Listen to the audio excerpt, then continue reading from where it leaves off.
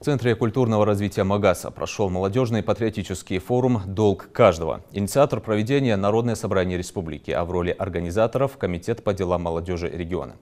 В зале собрались свыше 100 человек – это студенты и школьники до призывного возраста. Для будущих военнообязанных выступали те, кто лучше всех знает о военном долге. Это представители военного комиссариата. Говорили о преимуществах и тонкостях военной службы. Надеемся, что это поможет нашим ребятам, сориентирует их.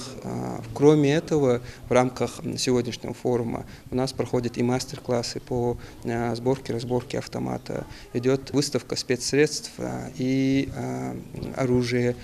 Также идет и мастер-класс по стрельбе из винтовок. То есть ребята могут не только послушать, но и непосредственно ощутить именно армейскую службу. Одно из основных направлений работы комитета является патриотического воспитания нашего подрастающего поколения.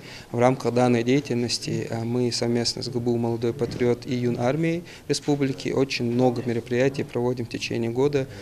Они в основном охватывают школьную молодежь, нашу допризывную молодежь. Проводятся условно зорницы, игры специальные, где ребята команды могут посоревноваться между собой. Кроме этого, совсем недавно прошел патриотический фестиваль спорта